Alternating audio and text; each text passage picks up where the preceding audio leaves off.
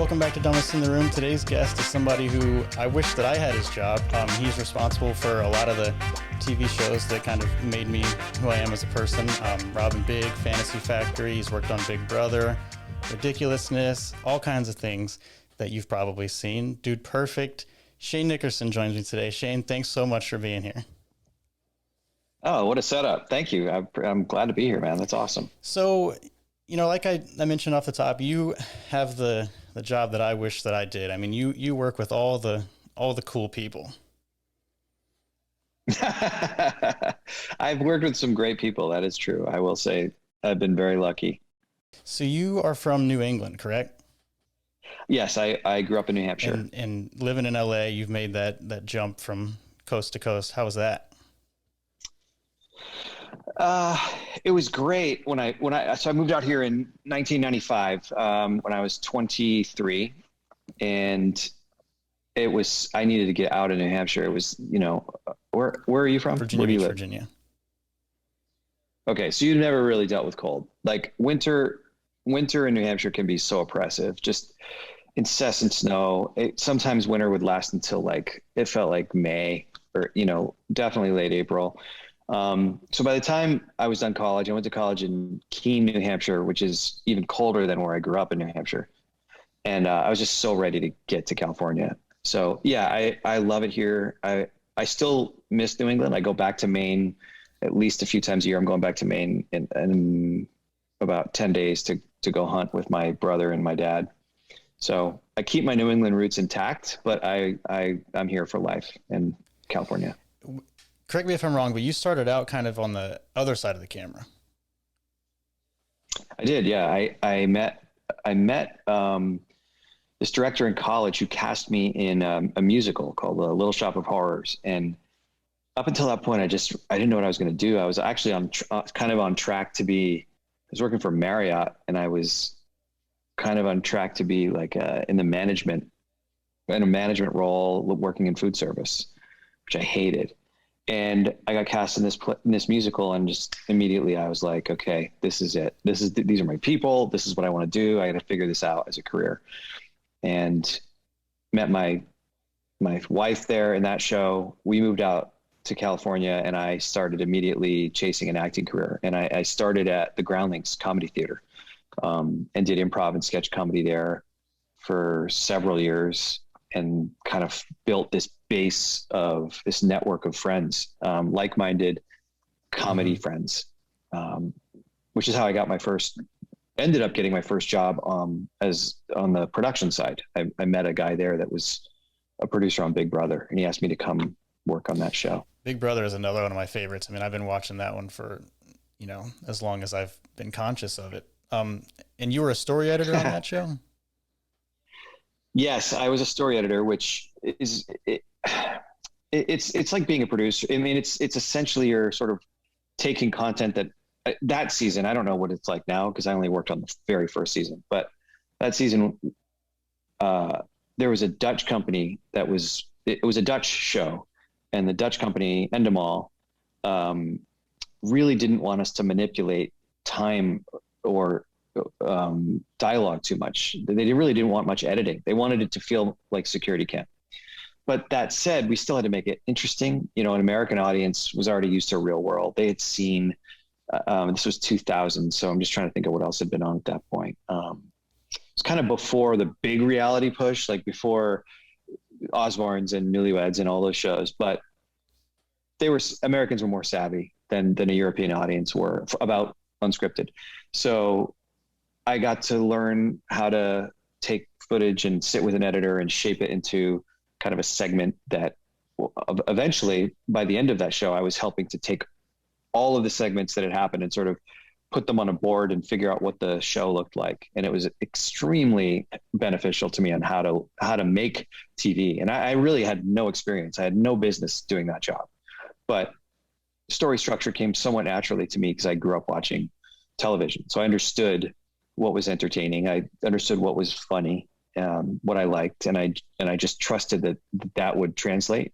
And oftentimes it did. So it was a good fit for me working in production. Talk about the process of kind of putting the story together for Big Brother, because that show kind of doesn't have that much of a turnaround. And at the beginning, was it 5 days a week?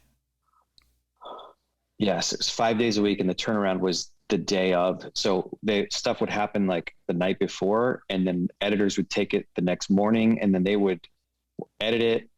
Gen Maynard from CBS would come in, watch, approve, or give notes to be done within an hour, and then they would fiber feed it at like 4 to the East Coast for broadcast. So it was so fast. It was lightning fast, and actually very liberating, because there was once it's out, it's over, and you're on to the next day. You don't have time to think about it or agonize. But yeah, it was trial by fire, and it was like boot camp. I would sleep there some nights, because it was the house was always active. Anything could happen at any time, and I didn't want to miss anything. So I remember I used to sneak into the camera cross, which is, there's a big X in the middle of the Big Brother house where cameras slide back and forth, filming through two-way mirrors. And I would just watch. It was like being in a zoo. I just watch these people. I'm like trying to understand what's going through their heads and what story's developing. You'd listen to try to figure out what's happening, because if they'd split off, you had to decide which story you're going to follow. Like, go with Jordan. She's going outside to talk to Eddie. This is going to be good because they've been fighting about whatever. It's, as a producer, you have to be aware of what's happening, because you have to be able to pivot and track it pretty quickly. Do you still keep up with Big Brother these days? Not working on it, but watching? No. I worked in that first season, and then I moved over to MTV and just kind of never looked back, because as much as I loved working on the show, that show is not for me. I love Survivor. I'm not interested in Big Brother. Survivor, I've watched since season 1. It's like one of my favorite shows on TV. It's the greatest competitive reality show of all time. Yeah, it's a great show. So talk about that move to MTV, where you have found kind of a home. Yeah. So I got hired by a producer named Greg Johnston, who created The Osbournes. He created Newlyweds, Nick and Jessica. He created a show called Rich Girls. A bunch of very successful shows from the early 2000s. And I had a friend there too that I met at the Groundlings, who brought me over to be a story editor on the first season of Rich Girls, which was a series with Ali Hilfiger and her good friend Jamie Gleischer. And they lived in New York, and just they were both rich, and they just kind of gallivanted around town, doing rich girl stuff. Nice girls, and kind of a cult following that show had. And I really learned on that job specifically how to take existing footage. I was not involved at all in the pre-production process. I had nothing to do with the creative. I literally would just get VHS tapes of my section of the week. Like, I'd get 3 or 4 days and watch hundreds of hours, and then take notes, and then from all of that content, then go shape the story and like figure out how to tell a story. Either, we'd steal audio from here to fill in a sentence from there, to just tell a coherent story and make it funny, make it real and make it funny. And those girls created content just by being who they were. So that was my first job at MTV. And then I kept working. I went from show to show, from that to Newlyweds, the Nick Lachey and Jessica Simpson show. I did a bunch of for a long time, they would hire me to come in and help with stuff that was problematic. Like, they had shot it, there was a pilot, it was not quite working, and they would have me come in and help. And which is how I ended up on Rob's show. I was coming off of Cameron Diaz's show, which was called Trippin'. And that was a really fun show. We got to travel all around the world. And right on the heels of that, I got brought over to work on this thing that Rob Dyrdek had created with Jeff Tremaine and Ruben Fleischer. And those guys brought me in to help shape that pilot of Rob and Big. And then from there, Rob and I have stuck together creatively ever since. Rob and Big is probably, you probably know the metrics, but I would say Rob and Big is probably one of MTV's biggest shows, right? I don't know. At this point, numbers wise, it's certainly my favorite thing I've ever worked on. I put so much of my heart and soul into it. I knew every frame of every episode. I was picking music with the editors. It was my baby. It was like, I loved it. And I was in the field.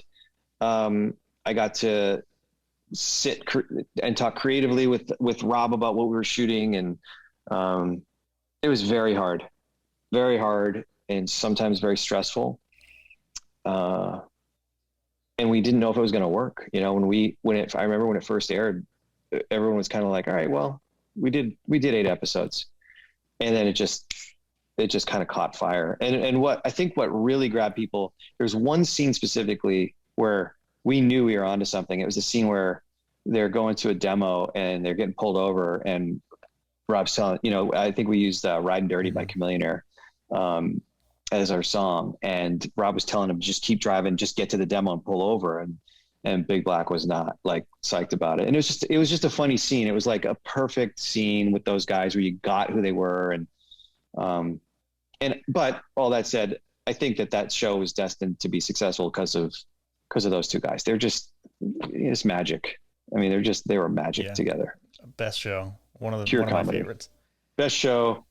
And I'm telling you, like, in the house, rolling or not rolling, those guys were that funny. We did not have to make them any funnier. They were just, it was gold. You mentioned the scenes like where they were driving to the demo.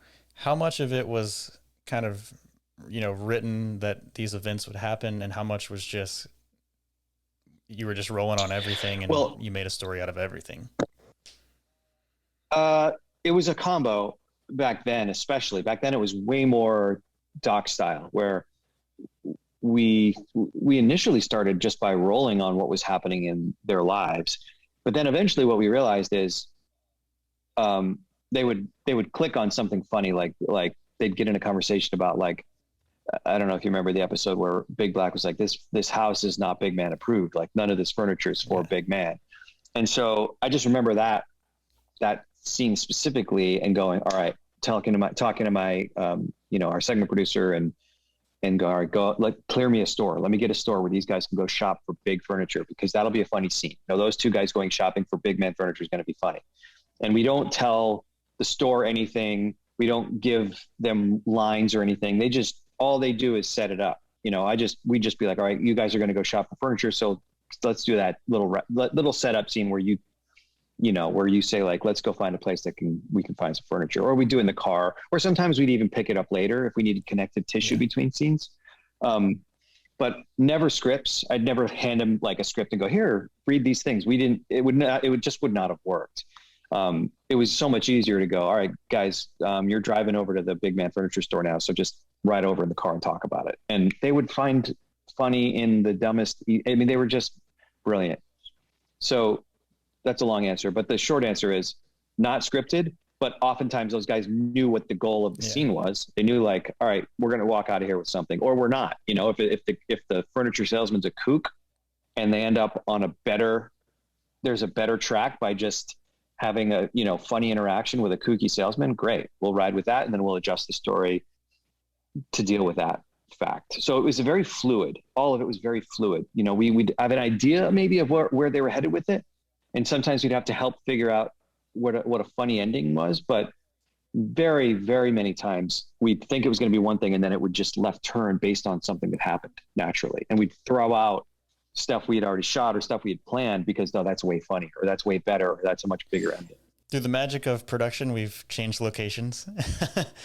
It's funny and interesting you bring up the store manager, whatever, being a kook, because last night, and we're going to jump ahead to Fantasy Factory now, I was watching episodes of Fantasy Factory in preparation for this, and the one with Chanel and the ghost, and the guy, like, kind of, making the noises and rolling his head or whatever. I mean, did he know that he was kind of going to be the butt of the joke, or how did that kind of stuff go? Did you ever feel bad about kind of putting this guy as the butt of the joke?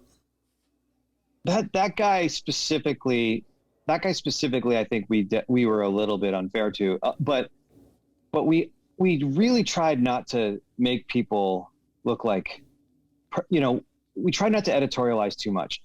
Now that guy, that's what he did. Like, we didn't coach him to have this sort of seance-y moment. And I do feel like if that's what you're selling, you know, if your business is that, and that's what you're selling, who am I to tell you that that's not an acceptable way to live or do? Like, go here, come, you're going to be, we're filming, you know, the premise, do what you do. And we got a lot of comedy out of reacting to those people. But I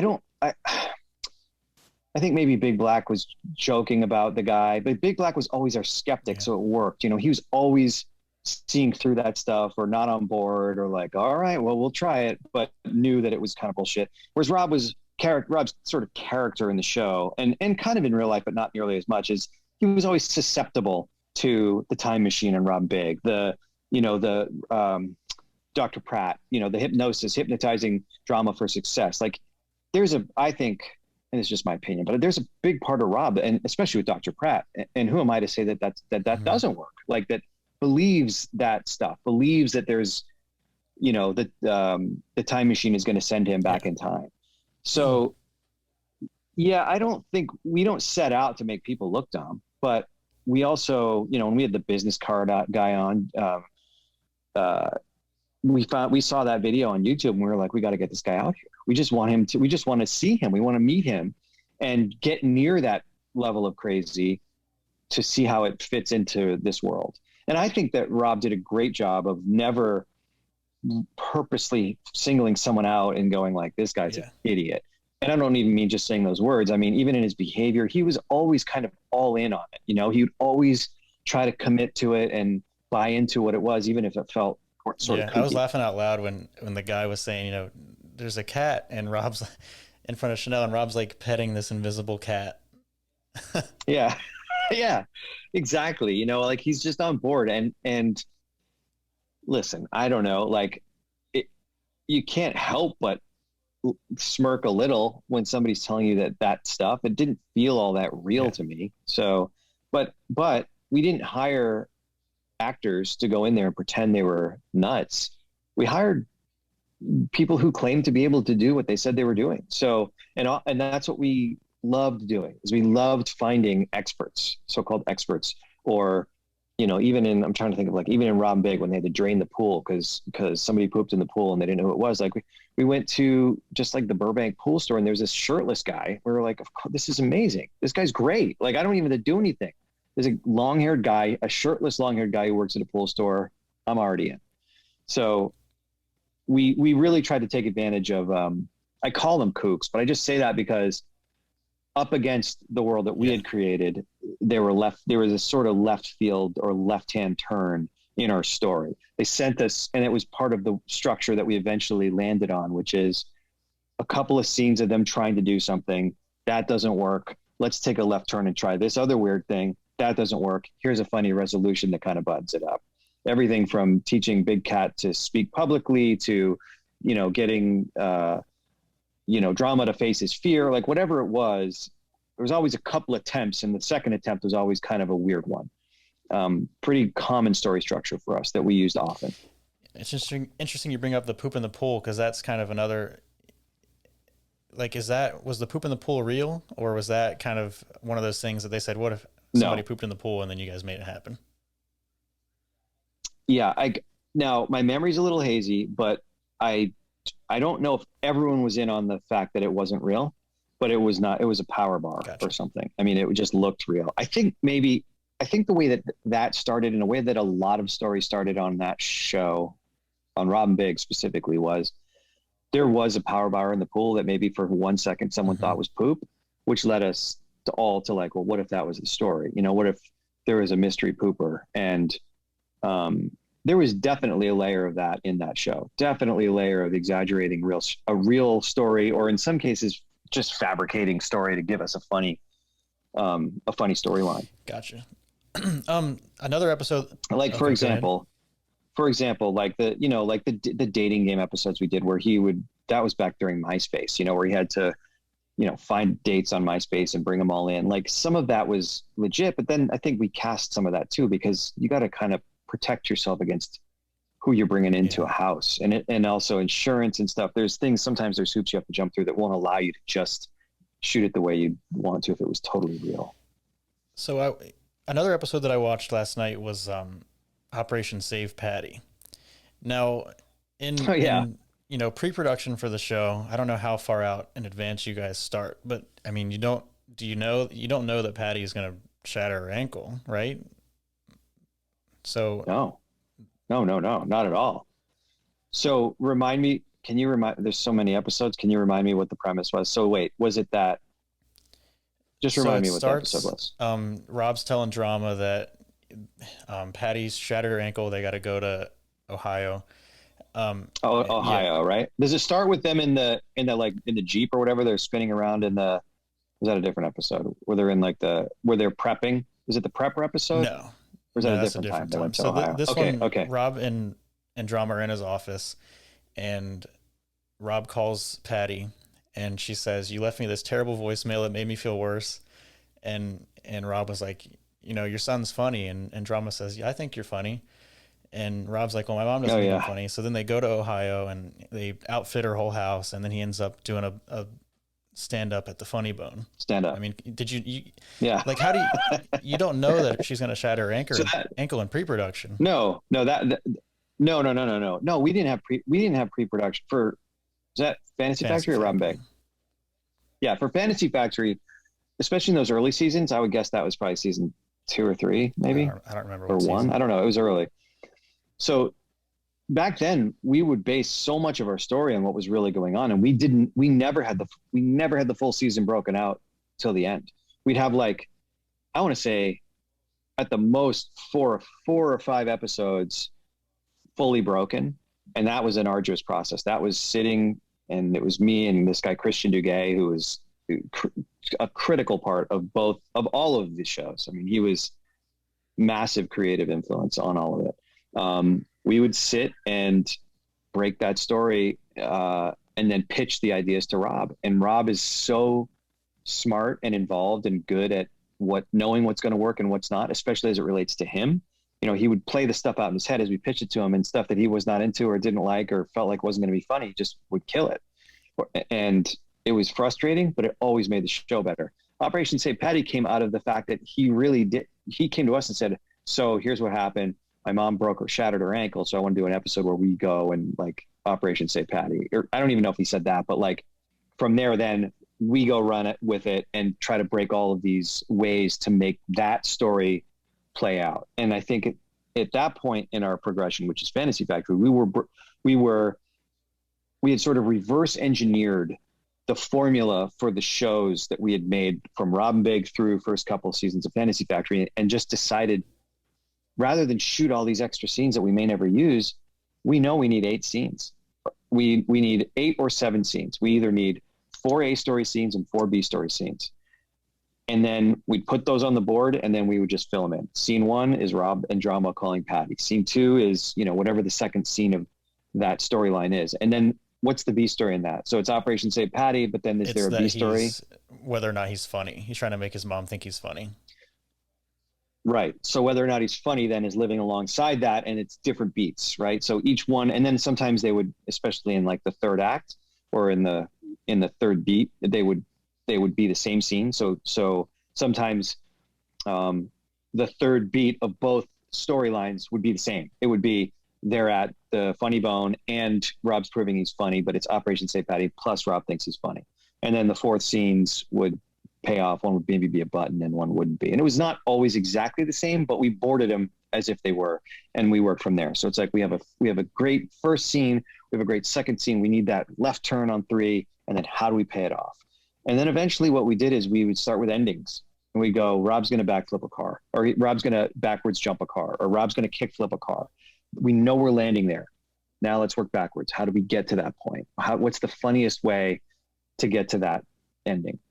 And in many ways that was like a traditional writer's room. That's, me and Chris Duguay and Rob, sometimes Jeff Tremaine, and then sometimes some other producers. Jen O'Connor was very much involved, and we just all sit and talk about what could we do?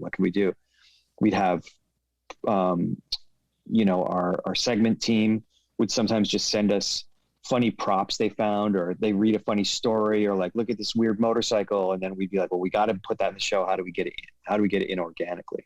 So that was the process for those shows. How much, especially Fantasy Factory. say did like MTV have in this? Cause you were working as Superjacket Productions, and kind of like, what's the relationship between Superjacket and MTV? Well, Superjacket didn't even exist until like midway through Fantasy Factory. We built Superjacket on the success of Ridiculousness had been going at that point for a while, and we just decided we wanted to take this thing that we'd built and start owning more of it. Like, we wanted to own our own edit base. We wanted to have more control over all of the finances and everything. So that was the beginning of Superjacket, which ballooned out. But even after Superjacket, MTV is the buyer. They get to do whatever they can decide. Everything, it's their choice. They're paying the bill. They're paying for the show. So we would pitch them ideas, depending on who the executive was there. Our main executive for most of the time there was this awesome woman named Lauren Dolgen, who is great. She knew Jeff Tremaine from Jackass and has longtime MTV, was there at MTV a long, long time. And we loved her. She would give us notes, or her assistant at the time would give us notes. Christina Edwards was another person at MTV who would give us notes, and we would kind of but we would negotiate back and forth. If there's something we really thought was funny, we got to the point where we had a really good relationship with them. And, if I believed in something 100%, or if Rob really wanted to do it, we would just do it. And they would let us go shoot it and show them, like, this will work. Trust me, this is going to be funny. This will work. And then other times they were right. The other times that they gave us notes and we were like, no, this is going to work. We get out there and shoot it as a shitty scene or just boring or flat, and we'd cut it and rewrite it.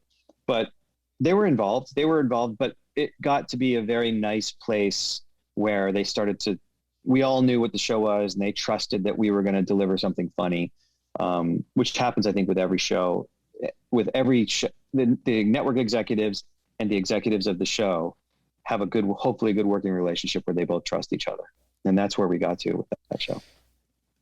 So talk about, I don't know if you can even say, but what are some of the things that you guys shot that didn't work? Oh, well, I'm happy to say it. It's not like there's any real secrets. I'm just trying to think of if there's ever a story that we just killed. It's not so much that it was, it wouldn't even be that exciting. It would just be like, it'd be just a misfire, where we think it'd be really funny to go. Most of the time it would be like an incidental scene. Like, all right, you guys are going to go by, this isn't a good example because we did use this, but like, you're going to go wig shopping because Big Black wants to get a hair system, but wants to see what the other options are. So you're going to go wig shopping. We find the place, clear the place. And like, let's say they went in there and the person was a dud and it just wasn't funny, or if they were just not in great moods, and we would have to reshoot the scene or shoot something to replace it, or cut the scene, which happened a lot. We would just skip a beat, or we did a lot of reshooting to fill in gaps, because you have the best intentions on how a story is going to shape and be put together. You get it in the edit bay and you realize, like, oh man, we have no setup for this. We need to get a car scene, put them in the car and have them talk about what they're going to do and just lay this whole show out, which is, if you watch the show and the formula, it's so obvious, because it would be like, they'd be driving somewhere and Rob would be like, man, have you ever, whatever, set up a thing? They both decide that'd be a funny thing to do. Okay, let's go do that. And that would be the launch off for so many of our episodes. Or, drama, get in the call drama into the office and talk to them about a thing. Or, Chanel walks in with a box they got and it's something crazy. Or, Rob's online looking at pigs. Whatever it is, there's a way to start the episode. And then the best laid plans, don't always pan out. Stuff looks great on paper or sounds funny and you go shoot it. And it's like, kind of whatever. I can't think of a good example of that, but there was plenty of scenes we cut, probably stuff that ended up in the early days as bonus scenes. Like MTV would do bonus scenes online, or I think back when they made DVDs of the show, there's probably plenty of like cut scenes that lived there. Before I want to say this before I forget. When I was going through chemo treatment, Fantasy Factory, I watched it when this was on air, but Fantasy Factory is what I watched during treatment that really got me through. So That's awesome for the show. I love that. That's my favorite thing to hear. It's sometimes like justifies my existence because it's not rocket science. You know, we're making comedy and even ridiculousness. Like sometimes I forget the reach and impact, but I've had people come up to me. In fact, my wife's brother got COVID and had it pretty bad, had to go to the hospital. And he texted me with a screen grab and was like, dude, I can't stop watching Ridiculousness. It's like the only thing keeping me sane. And I'm like, that's awesome, man. It's just the best that it's easy to dismiss it or think it's whatever, but people like it. They laugh at it and it has a lasting impact. I told my dad I was going to say this. I have not seen him laugh as hard before or as hard since he watched them put the drama masks on. He thought that was the funniest freaking thing he's ever seen. Oh my God. There is so many, that's amazing because there's so many times that the best days were days when Rob was so tickled by what we were doing, you know, when stuff worked out better than we even planned. And that was did they have physical masks or did they have like the things that they pull over their head? You know, I don't remember. I know there was like, or both. I think there was some of both. I can't remember either. I think it was some of both, but I just remember so much laughter on that set because it looked so funny and it looked so funny on camera. And I just golfed with Drama actually 2 days ago. And he's doing great. Kid just keeps hitting, just lightning keeps striking this kid. He's just so smart. He's not a kid anymore, but just so smart about so much. And back then he was just so good at that role of being the sort of like, you know, straight man, perpetually put upon, always up for it, you know, never really complained about the role he had. And there was no guarantee that was going to work out for him. There was no guarantee that being that sort of Rob's whipping boy in that show was going to turn into anything other than that. But, you know, I think because he's so likable and so kind of funny and he's the voice of reason within the show, it just worked. And then on top of that, he's got such a shrewd business sensibility. He's smart. Speaking of drama, that brings up two different avenues I want to go down. The first one being where he wanted to be the music producer. Obviously that studio was very expensive. So was like MTV just throwing you, you know, were they giving you money per episode? Were they giving you money per season? Well, there's always a segment budget, but Rob put a lot of his own cash into that place. I mean, they didn't pay for the build in there. That's just because Rob wanted it to be at a level way beyond what MTV would have been able to pay for. Now I'm sure the money was made back in many ways, you know, but not directly the network paying him.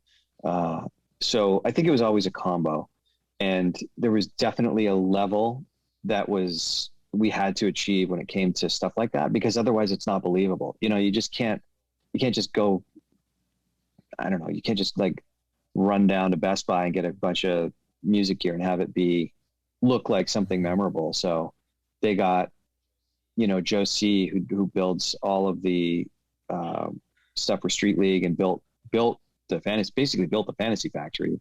He came out and they did that whole, you know, they built that whole thing. So that's awesome.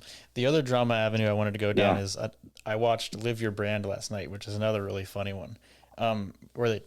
That's jumping out of And that's what I was going to ask is, as a producer on a show, especially, you know, and in the wake of, obviously it wasn't guns, but the Rust thing, when you are responsible for a shoot with somebody jumping out of a building, I mean, what is that like?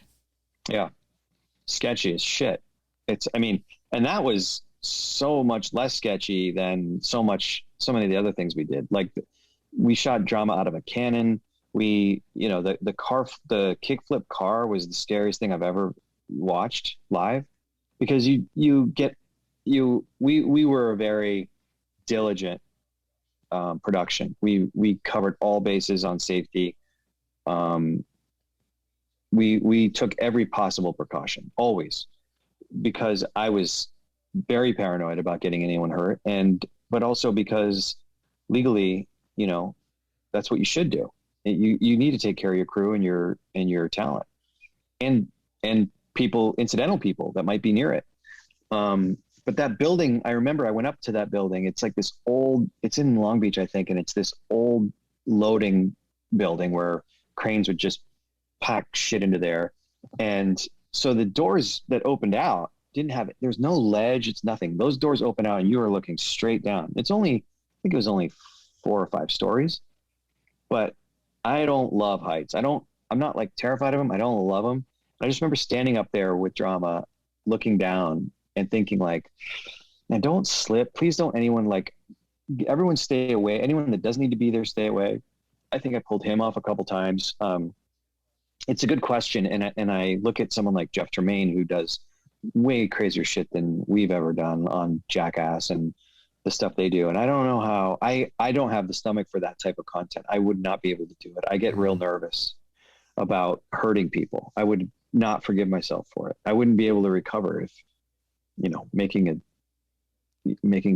comedic unscripted show, someone gets seriously injured. It just wouldn't be fair or worth it. Was there ever a time when you guys had set up a stunt or something and somebody they changed their mind, or were they contractually obligated to jump out of the building? They were never contractually obligated to do any of that shit. I would never force anybody to do that stuff. Like, I was always surprised that anyone wanted to do any of it. 2 stories. The first one is, one of the reasons I was so scared is like 2nd or 3rd episode of Fantasy Factory. Remember Big Cat slammed and broke his neck on that ramp, and terrifying. I mean, the fire department came, he got carried out on a stretcher. None of us knew anything. He got back braced and stuff. And it wasn't even that crazy. He just got towed in and got speed wobbles and hit it weird, and it went bad. And then the second story is, that, Drama, when we went to shoot the burritos episode where he had to get hit by a bull, I didn't think he was going to do it. We really thought the day was gone. Like, he was like having real second thoughts, which, by the way, who wouldn't? Like, how terrifying to get hit by a freaking bull blindfolded. Rob felt like he knew, like, he was like, I'm going to have to do this, man. We can't waste this day. I'm going to have to go take this goddamn bull. And ultimately we got Jeff Tremaine on the phone to talk to Drama, to try to talk him down, because Knoxville's done that a couple times. He does that in the new one too, I think. I'm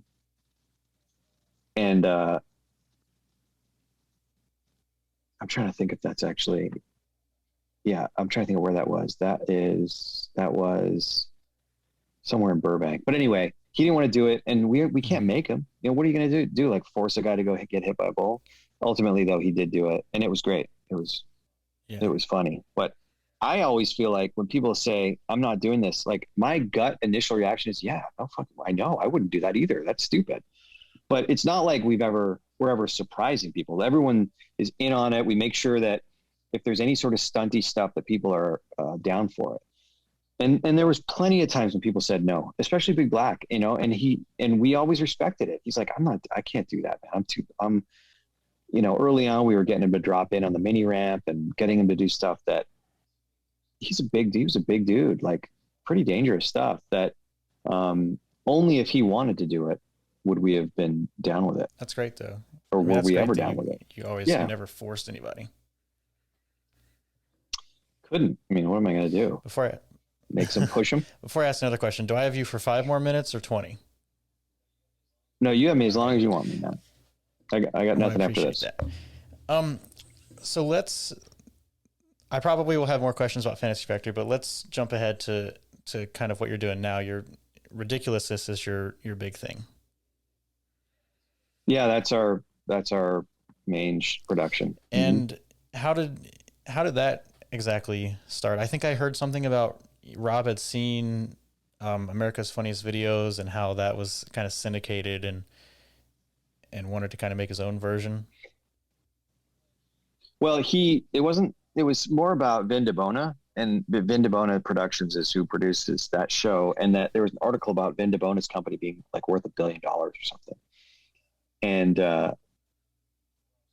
Rob's always been into that viral clip content. Like I remember he would play reels of stuff for us at the Rob Big House.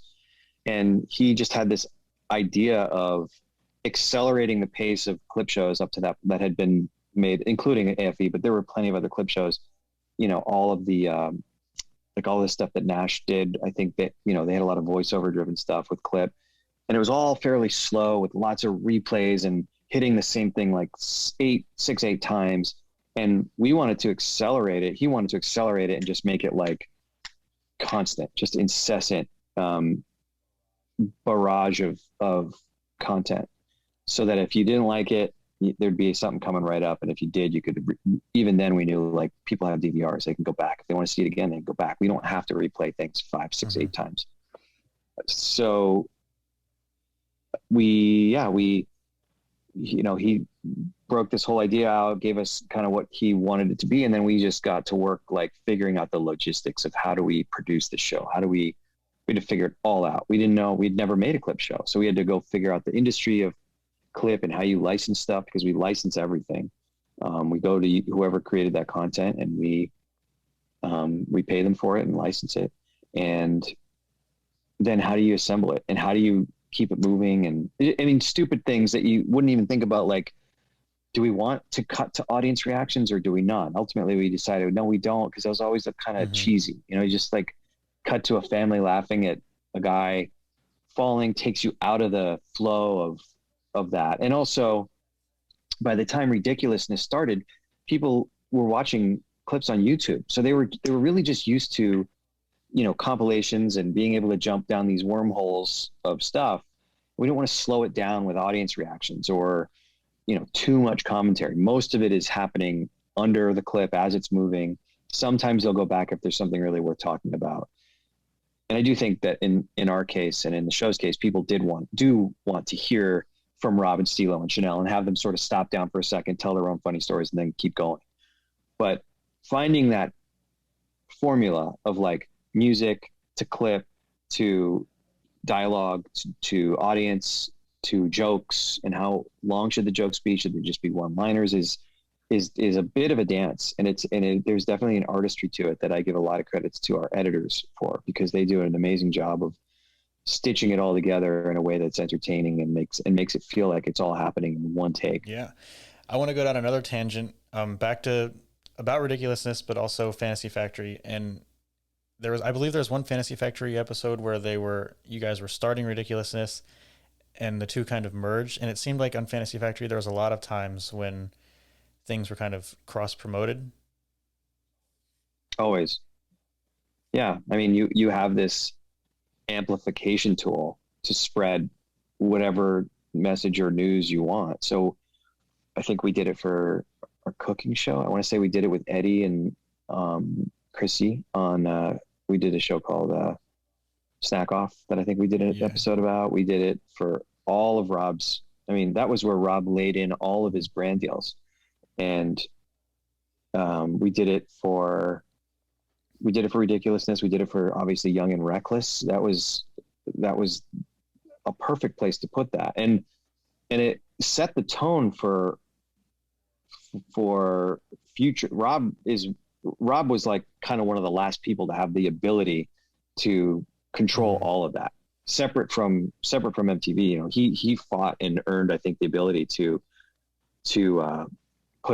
layer in whatever integrated marketing he wanted and promote the stuff he was doing on his own, because the premise of the show was that this Fantasy Factory is the hub of Rob's business, which includes brand deals, which includes integrated marketing, which includes, promoting his stuff that he's directly affiliated with. So it's kind of genius on his part, the way that he was able to do that. And so we would also harness that power to promote other shows we were doing. In this case, Ridiculousness. I'm trying to remember what that episode was. I have a hard time remembering how we promoted that show, but I think the theme song, he went to Devo. That's right. Yeah, that was cool. With these brand deals, as producing a show, DC was obviously heavily involved, and like this stuff with Danny Way. I mean, was DC like kind of giving you money to make this episode focused on another DC athlete and kind of show off? Mm-mm. No, no, no. No, in fact, one of the I think one of the nice things for us is that I don't, now this is separate from Rob, so I don't know who knows.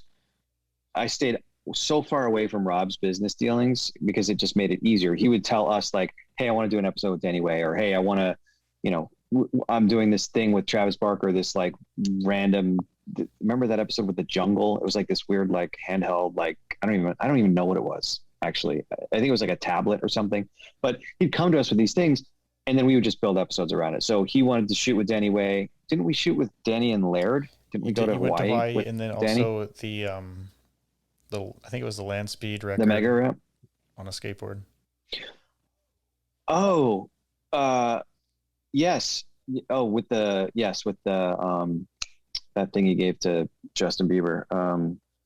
Whatever that vehicle was. Yeah, that was cool. And then we built a thing for Danny to hold on his longboard. Yeah, that was awesome. That was season 1. That was like episode 103 or something. That brings up another thing that. But no, so wait, so just to go back. So we didn't have there was nobody that was giving us notes on content that we made. I don't think, with maybe a couple exceptions. Like, I think we did a thing with Carl's Jr. and we gave them as a courtesy a copy to watch to make sure that we didn't say anything that pissed them off, because we did also want the brands to be happy with what it was, but they had no creative control. There was no creative input. They couldn't say like, we need you to mention, you know, extends or whatever Big Black's deal was. We need you to mention it like 5 more times. We never got those kind of notes. Gotcha. Go ahead. I was going to say, if anything, the network would give us notes on tapering back, so it didn't feel too much like a straight ad for it. But we got really good at making. We didn't try to hide the fact that we were promoting stuff within the show. But my philosophy, and I think Rob's philosophy, was as long as we make it funny and entertaining, people are okay with. They're all right if you're not trying to hide it. Like, they don't really care if it's some brand or something, as long as the way there is funny, you know, and I think that for the most part that worked. You mentioned Justin Bieber, and that will kind of cross questions with ridiculousness, is like when you have these cameos, like especially the one in Fantasy Factory with John Mayer. I mean, was that kind of TMZ thing all contrived, or was that real? And then you guys are like, let's make a whole episode out of them trying to make it right. That's what happened. First one. So he and Rob, I think John Mayer reached out to Rob and said he'd watched all the Rob Bigs and was like kind of obsessed with just that show and wanted to meet Rob. And they formed bonded on that. And I think they hung out a couple times. And then that TMZ thing happened. That was real.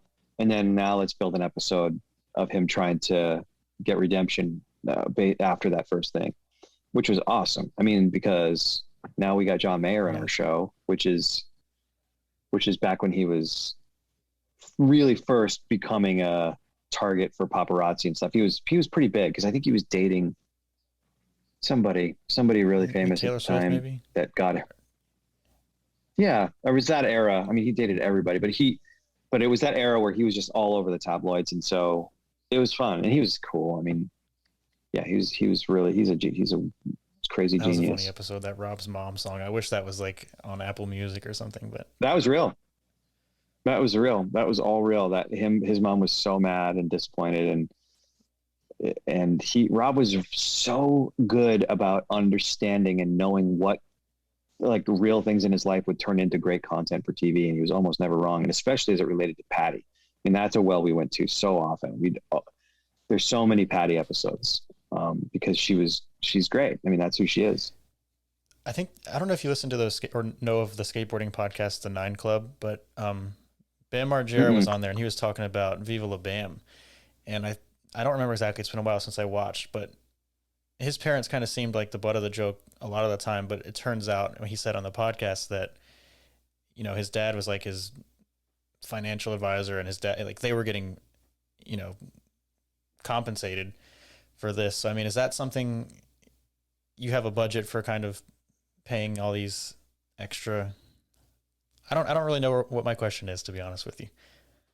Well, I can tell you this: we didn't like there was no like nobody got paid to be on the show. Now, if there was travel or if there was, if there was an event that was being produced, like if it was Denise's wedding, for example, or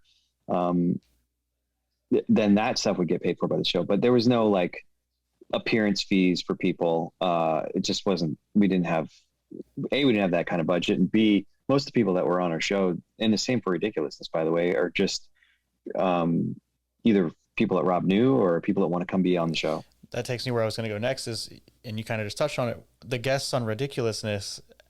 Does that, is it people that just want to be on the show, or they got something to promote, like a new movie coming out or something? Both. Yeah, both. Like Kevin Hart came on to he had that movie called not Summer School, but oh man, Night School. Is that what it's called? Yeah. I forget the name of the movie, but yeah, he came on. Kobe Bryant came on to promote a book that he'd written. I'm trying to think of who else. We've had plenty of people that come on that are promoting something, but for the most part, it's either people that reach out to us that are fans of the show and want to do it, or that, that we know that we reach out to. But at this point, it's mostly people that are calling us saying, hey, wait, how do we get either our client on the show, or sometimes someone will reach out directly to Rob, be like, I got to get on that show. And if it's somebody that Rob knows and likes and is like a big enough name, then we're down. Speaking of fans of the show, it's been a while now since this came out, but Eddie Murphy, right, is a big fan. Yeah. Is he going to be on? Man, I wish. I think he's just not interested in being on, but he likes the show, which is so flattering. I mean, that guy has made me laugh since I was 10 on the back of the bus listening to Comedian, or not, was it Comedian? Oh, Delirious. So when I read that, I was like, man, and I think there was an interview or something where he said that it was his favorite show. And everyone on the show loved that. Like, that was such a huge compliment to have comedy, royalty say they like your dumb clip show. I want to talk about production of Ridiculousness, because I work in local TV news. So like when we tape our lifestyle show, we do it, a term you're probably familiar with, live to tape. So is Ridiculousness live to tape? Are you editing it all? Yes, editing, but it keeps getting faster and faster. Like that show has continued to get more and more efficient. And I think we are, at the point now where we're shooting pretty close to live to tape. There's definitely still edits, cutting out fat and stuff that doesn't work, or sometimes stuff that just legally we can't say, dumb stuff like, you can't say that brand name, or that is, the lawyers always kind of give us thoughts on what's cool and what's not, but specifically what's not, I guess. And, but it's pretty close at this point. Like almost everything you're seeing, that's a long answer, but it's not live to tape, but we're getting really close to that. But that show would be nothing. Again, I'll give our editors a lot of credit, because they're taking kind of all of it and then making it feel like, I mean, you watch that show and you would believe it's live to tape. You would believe there were no gaps, because I just feel like it flows pretty well. So that, you guys have all those cameras rolling, or how many cameras do you have? I should ask first. So there's a jib, 1, 2, 3, 4, 5. I think it's 6, so 7 maybe. There's a lot. I should know that. I really should know that, but it's at least 5. I think it's up to 7. So all that data is stored somewhere. Oh no, there's a handheld too. Yeah, I don't know how much. I don't know if we store the raw of everything, but we might. Yeah, it probably is actually. Probably stored somewhere. We've got our ISIS with all the terabytes that we keep going on. What's the turnaround? Like when you tape and when it airs? pretty quick. It can be pretty quick. It depends. It depends on where the shoot date is in relation to where they are in the programming. Because sometimes they'll air a bunch a night and burn them off, which shortens the amount of time we have to deliver. But it can be fairly quick. It can be as short as a month and a half. Okay. Or less. Wow. We definitely have had to rush them on occasion, especially if it's like a holiday episode or something that there's a timeline. What was the turnaround for Fantasy Factory? Oh my God, much longer. We would spend minimum of 5 weeks editing. And then after it's signed off on and good, then there's, mix and color correct, which is another couple weeks. It was significant. There's a lot of those shows required a lot more fine tuning, but then Ridiculousness does at this point, because we've made so many Ridiculousness that everyone knows kind of what it should be, and everyone can feel when it's not doing what it's supposed to do. Fantasy Factory had a little bit more. It was a little more open to interpretation on what worked and what didn't. So by the time we got to the final mix, there'd be, the show was finished at that point, but then we'd go in and listen to it, make sure that it all sounded good, because they had to sound design a lot of it. You don't always get great sound on everything you're shooting, or some, sound effects can help a lot, especially with comedy. You can add a thump or a whatever you need. You'd be amazed by what a difference it is from before the mix to after the mix. And again, like, those guys are huge. And same with Ridiculousness, actually.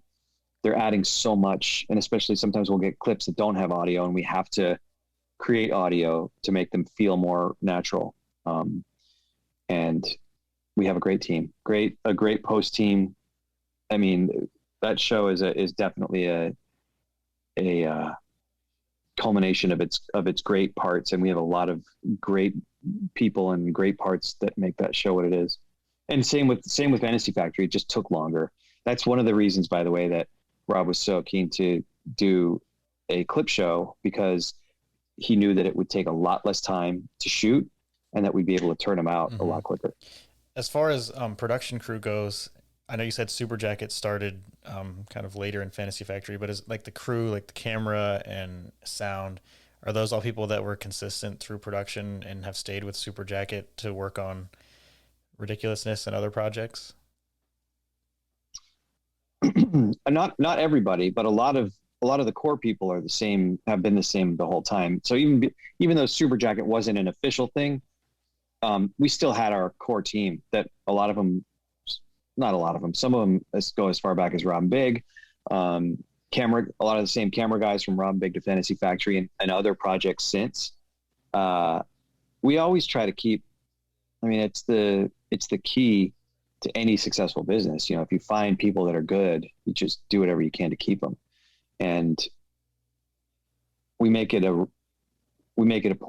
point to have a pleasant work environment. And we are not one of the companies that grinds people down and has them working, 19 hours a day. Like, I have kids. I assume other people have things they want to do. We should be out that door by 7 every day if we can be. And there's just no reason. It's diminishing returns after that to keep people there longer. I've worked with people that just don't want to go home, or worked for people that just don't want to go home. And it's a bummer. It's like, what else are we going to do today? It's 8:00. Let's go home, right? Let's come back to it fresh tomorrow. So for that reason, we are lucky, because a lot of people like to work with us. They want to stay with this company because we take good care of our employees. I recognize that they're the most important part of the business, and it's fun content. So, you have shows that have much more serious content. Like, I have a friend who worked on Intervention and said that it was just soul sucking because it was so sad every time. And you're just sort of entrenched in this bleak world that there's not much hope within. So we have an easier time, I think, keeping people around because it's fun. It's fun. It's a fun place to work. When our office was up and running, it was, we have socials, and we do foosball outside, or cornhole outside. We have a foosball table, and we try to keep it fun. And this is timely because of the union stuff that's going on now too. Yeah. Yeah. And we have our crew's union on Ridiculousness, IATSE, and they're great. A lot of those guys have been there from the beginning, and I don't want to speak on behalf of their union or any of their employees, but we're not the company. Like I said, we aren't the company that's working people to the point of exhaustion where they can't drive home safely. Like, that's just not us. We're in, or pretty early in the morning, but we're out by late afternoon. Are you doing 12-hour days for Ridiculousness? Oh, I don't think so.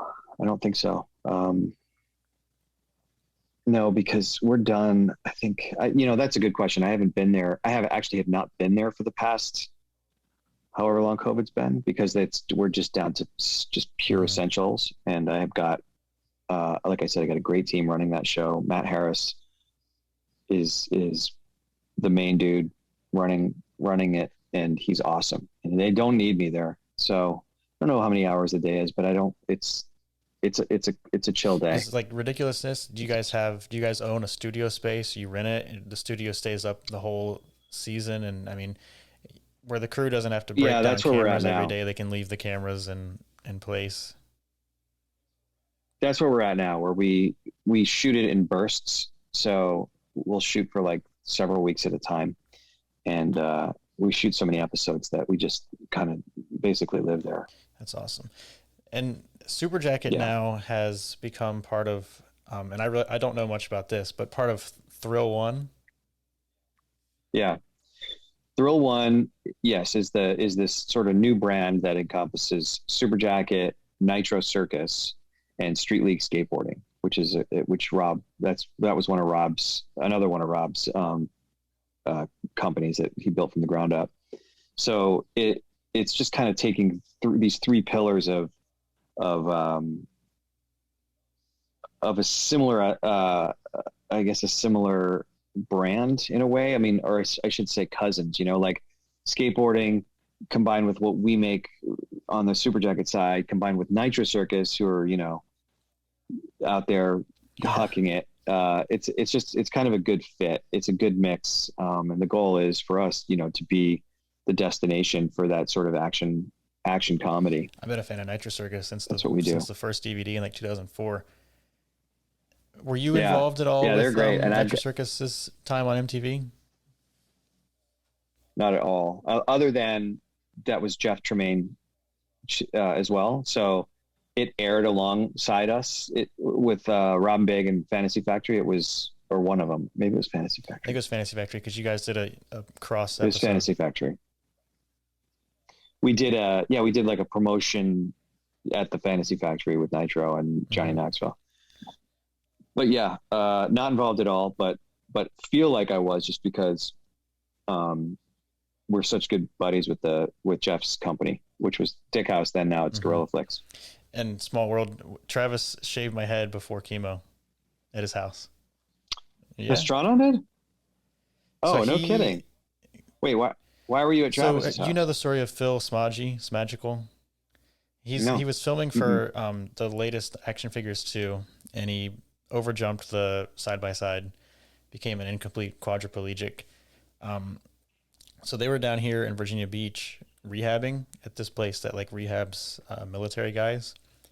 And I hit Smagical up and I said, hey, I'll challenge Travis to a go-kart race at this place where I always go, and loser donates $500 to Road to Recovery. And they did. They came and we did it. So I won't say I'm friends with Smagical, but we talk.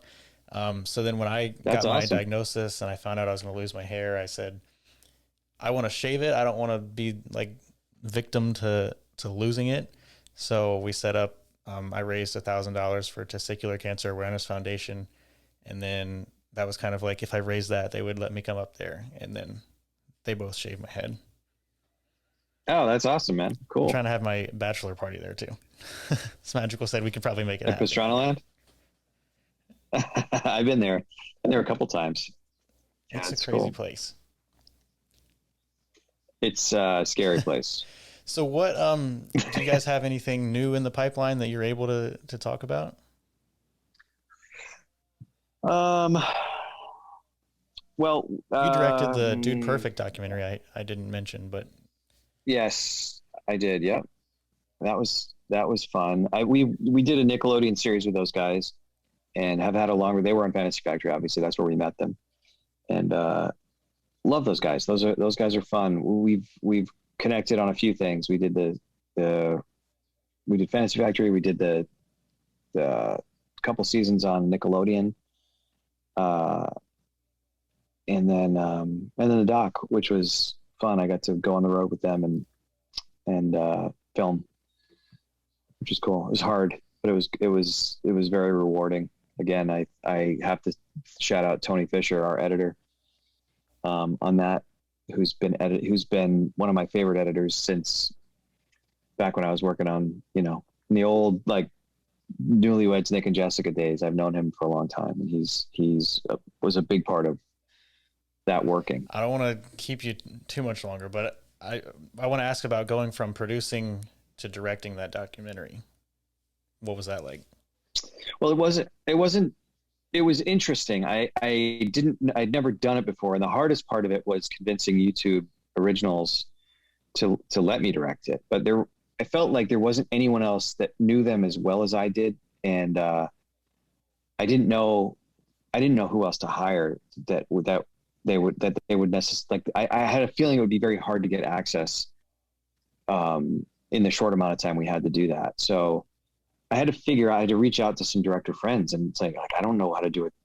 What do I have to do here? And they gave me help on, like, put together a director's sort of lookbook and, what your vision for the movie is. So I did all that. And then directing that was not that much different than what I have done on, in the Rob Big Fantasy Factory days, which is I hang behind the camera and I'm watching and coaching talent.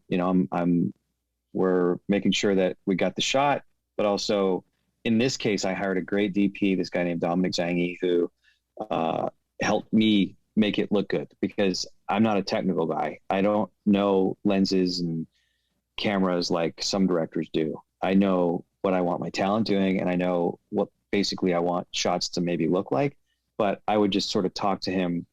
I always use the comparison of, like, that Tom Cruise movie, the racing movie, what's that called? Mm-hmm. Days of Thunder, where, like, he's talking to Harry and he's like, I don't know cars, Harry, but he's a great driver. It's like, I don't know cameras, but this is what I want it to look like. And then thankfully Dom helped me make it look great. I mean, he did such a nice job with the way that movie looks.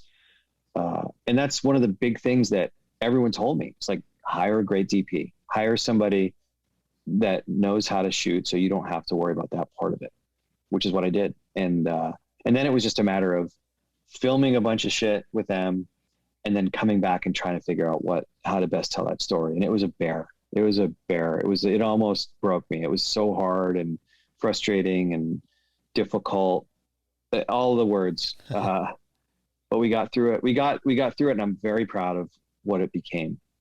And it's, again, I cannot take all the credit. I had a guy named Todd Cohen help me. Jen O'Connor was hugely helpful. Caitlin O'Connor. Like, I just had so much help from this team, many of whom had been on Fantasy Factory, that knew our language and the way that we tell stories. And if you watch the Dude Perfect show on Nickelodeon, I modeled it so much after Fantasy Factory. We took the same formula and plugged those guys in, and they're naturally suited for it. I mean, they had this big warehouse in Texas, and it's very similar. It's just a sort of a younger version of, we couldn't get away with all this sort of off-color jokes that we could in Fantasy Factory, but a lot of the same flow, a lot of the same structure. So the movie was, I always thought of it as, like, I've known these guys now for so long. I know how to tell a story that's going to make the audience understand how much more depth there is there than they may have even ever known or seen. And because they're great guys, those guys, they're just so humble, and easy to work with, the most professional guys you'll ever deal with. You know, I never had no one was ever late to the set. Like they're just always there. They're always willing to work, and they're super respectful. And they were very thankful always to have the crew and everyone around taking care of them and making them look good. So when you're working with people like that, even if it's hard and sometimes frustrating, you can get through it because you like the guys you're working with. You like the people you're making hopefully look good. Yeah. Well, I think you did a great job. And months ago, when we were originally going to do this before I got flooded out of my house, I watched it in preparation, and I mean, it made a fan out of me of Dude Perfect. So you did a good job. Oh, good. Yeah, they deserve it. I think those guys deserve it. They work so hard and they make great content. They make great, wholesome content, which so few people make. And I like wholesome content. I mean, I like non-wholesome content too, but there's something to be said for making stuff that anyone can watch. That's difficult.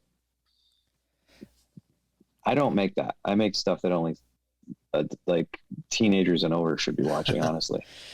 Well, before we go, I just want to sing your praises. I've reached out to you probably a year and a half ago, and I had something that I wanted to shoot for testicular cancer awareness. I ended up not doing it because I didn't want to take up a hospital bed during COVID.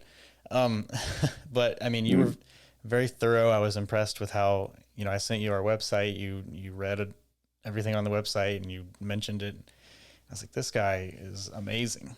I mean, to take time out of your busy schedule and read our dumb little website, I was honored. Oh man, I'm happy to do it. And I always feel like if I can help anybody in any way, I got so much help coming up and still get help. So it's like our duty, you know, it's like our job. Part of our job is to help pull people over. If you've already gotten over a couple hurdles, pull them over, you know, and then hopefully they'll do the same for other people. Well, if you're hiring, that might be the way to get me to. I'll tell you, man, we've been able to stay in production, but it has been thin. New stuff's been tough. I mean, only in the past few months, I guess since the summer the door has been kind of back open on people buying new stuff. So, but yeah, I'll keep you in mind. Send me a resume. And if I'm ever out there, what kind of job are you looking for? I mean, I've done a production office coordinator before on a feature. That's about like, there's not much happens out here other than working in the news. I'll just say that. You're in Virginia Beach? Yeah. I mean, the thing is, the unfortunate reality is if you want to get involved in TV production, I don't think I guess that's not true. It's way better than it used to be, but a lot of the jobs are in California. I mean, some stuff happens in Richmond. And then there was the one that the one that I was office coordinator on was in conjunction with where I went to school. It was led by Jim Gaffigan. So, I mean, it was a pretty big deal. Yeah, he's hilarious. It was funny. All right. Well, if we ever have anything in Virginia, I guess, or California, hey, I mean, at this point, I don't know. Like maybe I'll make the jump like you did. Got to do it at some point if you're going to work out here. Well, thank you again so much. I appreciate it. If I'm ever out there again, I want to play golf with you because I suck. Okay. Okay. Me too. Good. You'll be a good fit. All right, man. Well, I appreciate it. This is fun. Thanks for the interest. And thank you. I mean, I'm saying it again. Thank you so much for doing this. This has been what I've really been looking forward to. I'm glad to hear it. This was easy.